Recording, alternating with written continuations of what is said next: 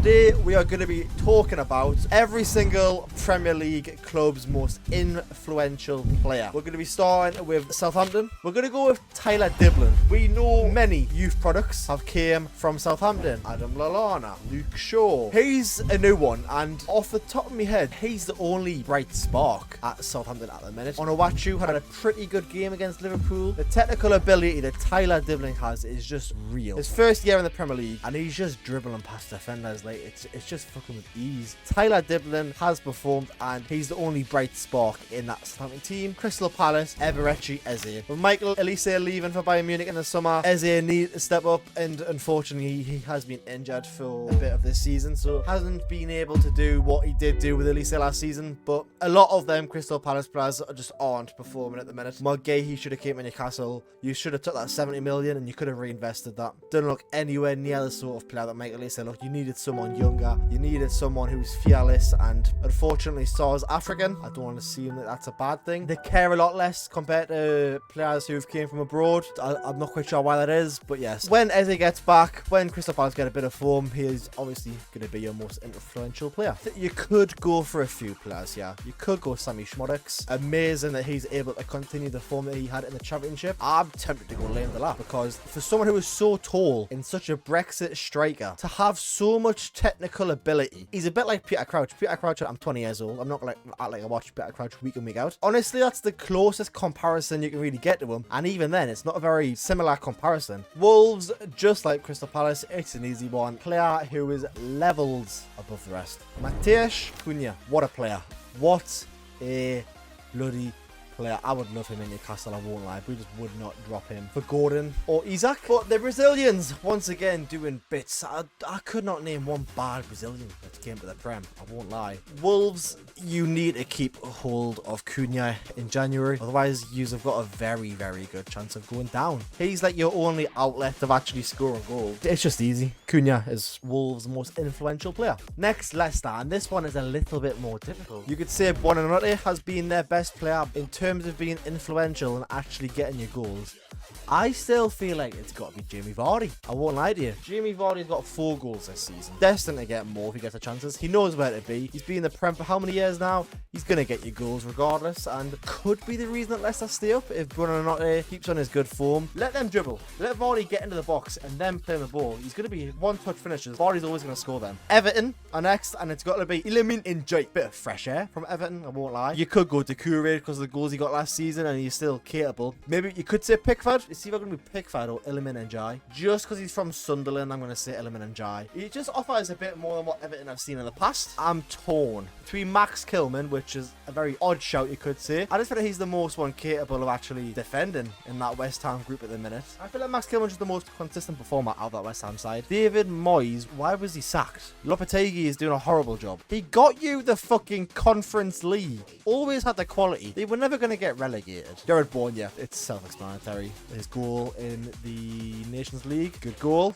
He's shagging Danny Dyer's daughter as well. That can only be a good thing, I suppose. It's got to be Jared Bourne. I don't know why I didn't think of him. Bournemouth, and I'm going to go with Kirkes, because what a fucking fullback who is destined for a move away. Defensively, looks solid. Offensively, looks solid, and he's like 22. 12. This one's easy. It's got to be Bruno Fernandes. He's obviously not very... Yeah, you know what? People say Bruno Fernandes is not captain material. There's different sorts of captains. You don't always need that Roy Keane captain. You just need someone that's going to try and elevate other players' performances. And as much as Bruno Fernandes has got a difficult job doing that, most definitely, especially on that Erik ten Hag. Now with Ruben Amorim coming in, I reckon he's destined to do really good, because I do like Bruno Fernandes. He's only Man United transfer. It's actually worked out past couple years, and he deserves a lot of credit because he's been that main player. As much as hasn't been that good this season, plenty more to come under Ruben Amorim. Brentford, and it's a mix between, you could say 3, but there's 2 of them that are a lot more influential than the others. I don't get the hype around Mikael Damsgaard. I don't really think he's been as good as what people have been saying about him, but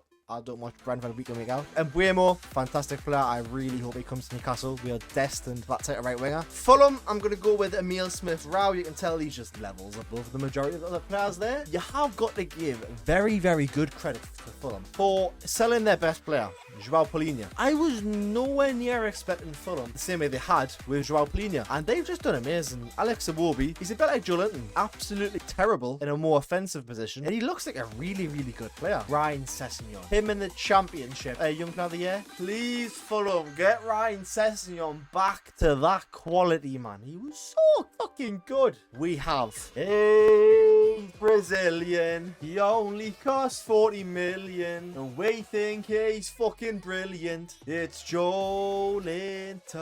What a fucking player, man. I fucking love Joey, man. I love more Joey. What a fucking player. I don't want to say it, but he was hated under Steve Bruce. He really was hated. We paid 40 million for him and he couldn't do anything.